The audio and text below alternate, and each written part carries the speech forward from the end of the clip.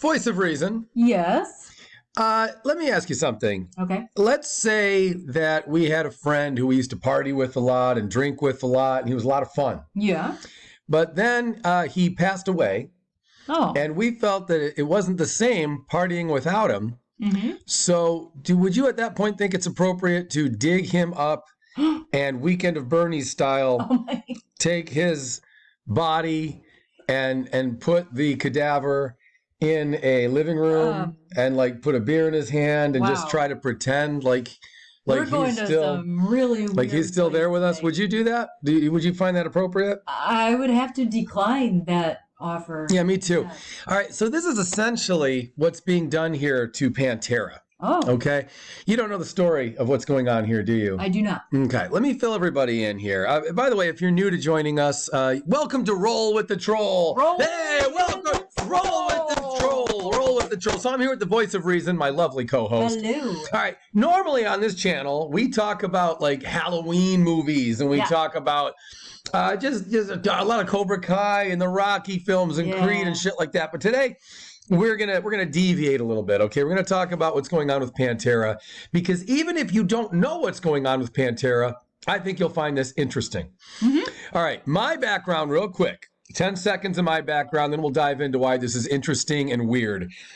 Very strange. It sets an odd precedent in music. It really does. But I'll give you my background on this. I am not a casual fan. I am not someone who's seen Pantera once or twice. I discovered Pantera before any of my buddies did. Mm-hmm. In 1990, when I was a kid, they put out Cowboys from Hell. It was their first album on a real label with good distribution. The albums before that, nobody knew. And I loved it. And I would tell my buddies about it, and they were like, yeah, that's kind of cool. That's like your little band you found. But by their next album, they blew up. And that's when I would see them like 3 times a year. Every tour, I would see them in my state and neighboring states and everything. So I've seen this band a lot. I've had a lot of phenomenal, really good times with the real Pantera. And now we have something very odd. I'm doing air quotes when I say Pantera now, right? Because it's not Pantera what's going on here anymore. So all of a sudden, all right, the band has been gone now for like 20 years, over 20 years. And the surviving members, the 2 guys who are still alive, Phil, the singer, and Rex, the bassist, who creatively had the least input out of the 4 guys in the band, okay? Mm-hmm. They had the least input. The 2 brothers, Daryl and Vinny, are both passed away, and they did the bulk of the writing. Mm. So, and on many, many songs, they did all the writing. And so here we are now. They're both brothers are deceased, and the band is actually doing something that I find so strange. It's Phil and Rex, and then with their buddies, we got Zakk Wylde, who was Dimebag's best friend on guitar. So, okay, Zakk wants to pay tribute. The story, the narrative is that Zakk wants to pay tribute to his best friend, and you know, he loves Dime's music, right? And then Charlie Benante was a good friend of the band's too. You might remember, some of you guys, that Dimebag actually played on an Anthrax album. And they did some shows and shit together. So Charlie's got a lot of history with the band too. So they're all buddies. I get it. And I understand that there's this narrative of going out on tour and wanting to keep the music alive. Okay, that's what they're saying. Mm-hmm. That's the way they're describing this, voice of reason, is that they can't just let Pantera just die, and therefore, hey, you know, we gotta keep them in the public conscious. We gotta, you know, the world's not the same. The metal scene is not the same without Pantera. Mm-hmm. So what a shame with both these guys gone. Why don't we get out there and go play their music? Yeah. Right? Yeah. And there's a lot of problems with that, because for one, this is not Pantera. You can't call this Pantera when it's half the band that's surviving, and 2 other guys who were never in the band and never wrote anything. You've got 4 guys on stage now who all together had almost very little to do with the creative process. Yeah. Right? Very little. Like Phil wrote some lyrics and such, and I'm sure Phil and Rex had a few ideas musically here and there, but ultimately it was the Abbott brothers that wrote everything, or almost everything. And so you got 4 guys on stage calling themselves Pantera. None of them came up with the name. None of them were there when the logo was created. None of them built the band, did anything. And now they get to be on stage calling themselves Pantera, making a lot of money on it. I understand the need to say, look, we want to keep the music going. But when the main guys die, the band dies. Oh. Could you have, don't you think? I mean, could you do Van Halen without the Van Halen brothers? Yeah, that paints the picture for me. You're right, yeah, because I can relate to Van Halen. So you're right, yeah. It would be hard to call Van Halen if both of the Van Halen brothers were gone. Now, let me put it this way, too, and here's why I say this is so weird. All right, Dimebag died in 2004. Vinny died many years later. After Dime died, there was no effort made. Well, I guess there was some talk, but nothing happened in terms of getting the band back together, the surviving three, and then having Zakk Wylde play. There was talk about it, but they didn't do it, and they had plenty of time to do it. Instead, Vinny was out playing drums with Hell Yeah. He was doing his own thing, and he just kind of put Pantera behind him. So if I'm just thinking, if they wanted to do this, if Vinny was in support of this kind of thing, they would have done it while Vinny was alive. They would have had Zakk come out with them. They would have done something like this. And then they could have honored Dime in any of those years that you still had Vinny without Dime, right? Yeah. But now that Vinny's gone too, to me, it seems like, oh, the parents are gone. Let's throw a fucking party because now Vinny's passed away as well. He's been gone a while now, a few years. And so now what? So now Phil and Rex say, okay, we're going to go out and call it Pantera.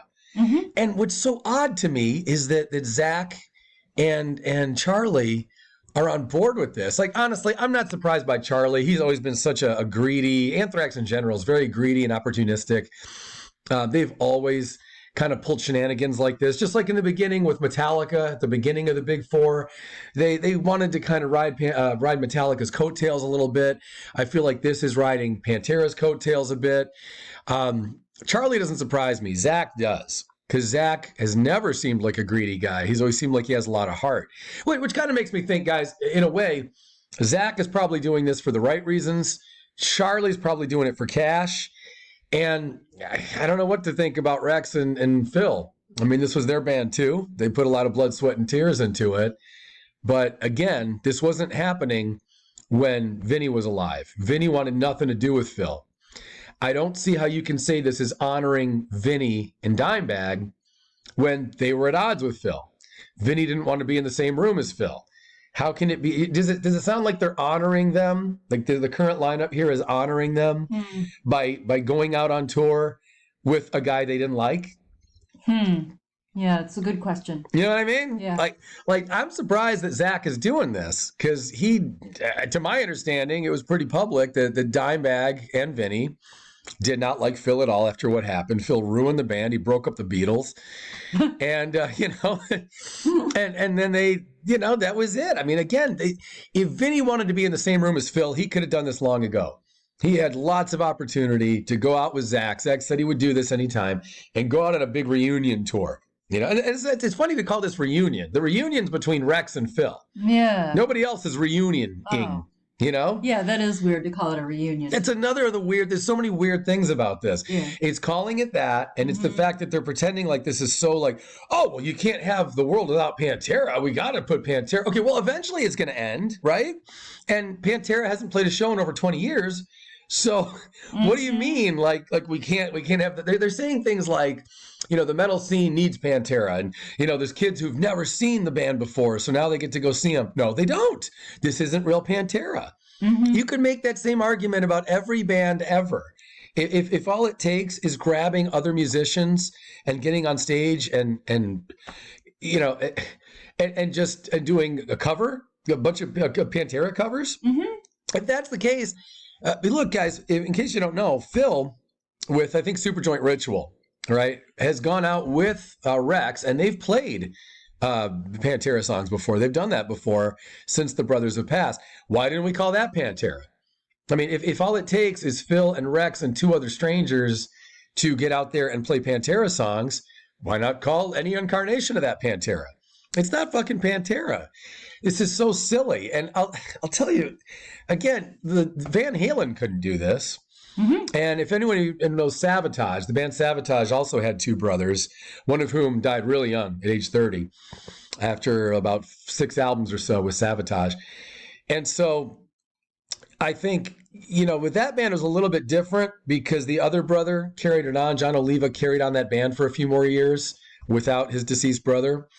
But if John wasn't there and the other members all said, hey, the two brothers that started the band, we're just going to go out without them and just call it our own thing. That is fucking weird to me. That is very strange.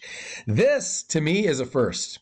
It really is. It's a first to have the singer and a bass player who didn't really write anything go out with two other guys after all this time and recreate the band like this. I know we've kind of seen this before, but we haven't seen it to the tune of, first of all, of an act this big. Mm-hmm. And where the two guys being replaced are really the lifeblood of the band. Those guys put blood, sweat, and tears into everything they did. Phil was addicted to drugs while they were holding the band together. Rex, to my understanding from Rita, from Dime's girlfriend, Rex doesn't even play bass on all those albums because Dimebag had to fill in because Rex couldn't even play some of the bass lines. I mean, that's how important the brothers were. They were the band. Mm-hmm. And yeah, they found Phil, and I'll give it to Phil. When you're the singer, I guess when you're the singer, there's always some argument against what I'm saying right now, right? There's always some level of like, well, the singer is the voice of the band. He's kind of the most important to the audience. Yeah. Right? Like, because the audience, we don't know who's playing drums. Charlie or Vinny, we're not going to notice the difference. Mm-hmm. All right? And even on guitar, frankly, you're not going to be able to tell that big a difference. Zach is gonna be able to make it sound a lot like Dimebag, I'm sure. A lot like him. But Phil's the voice you hear. Mm-hmm. So I guess there's an argument that way to just say, look, to put Phil out there with anybody, he can call it Pantera because he wrote a lot of the lyrics and he's the front man. He's the charismatic guy, blah, blah, blah. I get all that. I think that there's a small argument for that. But I've never seen a band where the two main guys who write everything can be replaced and you can go out and they don't even call it something different. They don't call it like when Caius got back together, they called it Caius Lives. They wanted to kind of emphasize that it was a little bit different now, mm-hmm. right? Wanted to add a little something to the name. A couple other bands have done that too. They're not calling this like Pantera's Back or something like that. They're just calling it straight up Pantera. And I think that's really weird. Now, here's the really big problem with this, right? Oh. When bands do a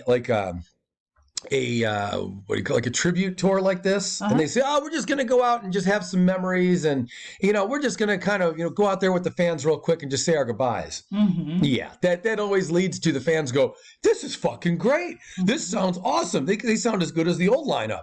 Hey, they should do a new album. And then is it kind of like they're testing the waters then? Well, that's that's the problem. I mean, like they're going to pretend they don't mean to do that, mm-hmm. but they know this tour is going to be successful and all the stadium shows and all the other stuff they have going on. They got a lot built on this. So is that going to lead to maybe writing a little song and playing it live just because the four of them are together enough where they just feel like writing a song? Sure. And then is that going to get all over social media and we're all going to hear it and like it? Sure. Mm-hmm. Is that going to lead to an album? Sure. Then what are they going to do? Oh, it's just one album. We're not really getting back together. We're not starting a new Pantera. We're just doing one little album. No big deal. Fuck you. That album's going to do well. Then another one, then another. So pretty soon, these guys who had nothing to do with Pantera, I'm talking about Charlie and Zach, get to step into this behemoth in heavy metal, right? They get to fill the shoes. And now they get to carry on this legacy that they had nothing to do with. And I know that happens all the time in bands. I mean, that happens. It's not unheard of. But when it's to this degree, I think it's a little strange. The only other time I saw this really done effectively is with the band Sepultura. They were also a band dominated by two brothers. And eventually, both guys were out. They didn't die, but they're both out. And the band has still carried on. That was also very weird. I still don't think it was as weird as this, just because of the way that all went down, and because in this case, both brothers are dead. So anyway, I think it's strange. I almost guarantee there'll be new music from these guys at some point. You won't be going to see them. Look, I'm not even saying I'm mad. I'm mostly saying it's just very weird and a little bit disrespectful. Mm-hmm. And I have a hard time believing it's really just about honoring the music. I'm sure the heavy paycheck has something to do with it. Mm-hmm. But look, at the same time, would I maybe want to go just check out a night of Pantera? Maybe. I mean, I wouldn't mind supporting it, even though I kind of think it's horseshit. And at the same time, life is short. And it's kind of like no matter how much I think there's not really much merit to doing this for the right reasons. It's like, well, we're all alive. Let's just go play some fucking Pantera. So I don't know, guys. I think it's fucking weird. Let me know in the comments what you think. Voice of Reason, you go to the comments and let us know what you think, because you really didn't get a chance to say much. I will go and hit the like button and everything. Oh, yeah. Like, subscribe, do all that shit, guys. We'll be back soon to talk probably more heavy metal and certainly to talk more Cobra Kai and everything.